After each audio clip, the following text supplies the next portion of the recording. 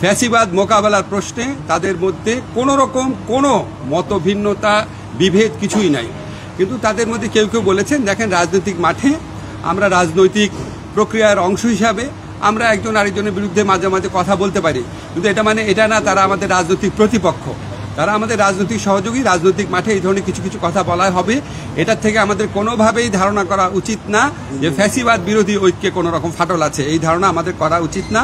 এটা ওনারা আমাদেরকে আশ্বস্ত করেছেন। রাজনৈতিক দলগুলোর পক্ষ থেকে আমাদের দুইটা জিনিসের উপর হাইলাইট করা হয়েছে। একটা হচ্ছে আমরা আইন শৃঙ্খলা বিএনপির পক্ষ থেকে বিশেষভাবে বলা হয়েছে যে নির্বাচন প্রক্রিয়ার দিকে আমাদের সুষ্ঠুভাবে অগ্রসর হচ্ছে। আমরা আমাদের প্রধান ভালো হয় আপনারা যে ফ্যাসিবাদ প্রতিরোধের প্রশ্নে হোক বা গঠনমূলক কোনো কর্মসূচির প্রসঙ্গে হোক, আপনারা যদি একসাথে থাকেন, এটা যদি মানুষ দেখে, মানুষের মধ্যে এটা প্রমাণ হচ্ছে ওনারা মাঠে যাই বলুন না কেন, যখনই প্রধান উপদেষ্টা ডাকেন তখন তো ওনারা এসে হাজির হন। আরেকটা কথা বলেছেন আমাদের মধ্যে যে ঐক্য আছে, এটা আরেকটা প্রমাণ হচ্ছে আমরা তো জাতীয় ঐক্যমত কমিশনের মিটিংয়ে রেগুলার যাচ্ছি, কথা বলছি।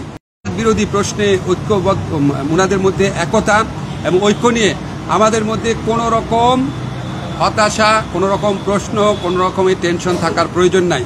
ওনারা আইডেন্টিফাই করেছেন যে দেশের যে নিষিদ্ধ দল আছে, যে ফ্যাসিস্টদের সহযোগী আছে, তারা মাঝে মাঝে মাথা চাড়া দেওয়ার চেষ্টা করছে। সেক্ষেত্রে ওনারা বলেছেন আমাদেরকে প্রশাসনিকভাবে কঠোর ব্যবস্থা নিতে। আমরা ওনাদের বলেছি আপনারা মাঠে দৃশ্যমান ঐক্যটা আরও বেশি দৃশ্যমান করবেন। এই প্রসঙ্গ এই সমস্ত কথাবার্তা বলে ভবিষ্যতে যে কোনো প্রশ্নে প্রধান উপদেষ্টা ডাকলেই সবাই আলোচনায় অংশ নেবেন, একসাথে মতামত প্রকাশ করবেন, একসাথে সিদ্ধান্ত নেবেন। এই ধরনের একটা খুব ভালো একটা ঐক্যের আবহর মধ্য দিয়ে আমাদের মিটিংটা শেষ হয়েছে। ধন্যবাদ।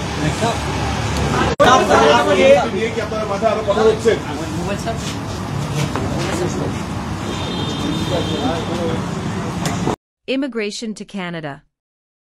We provide the best quality service and solution for Canada immigration. Please visit our website and contact for details.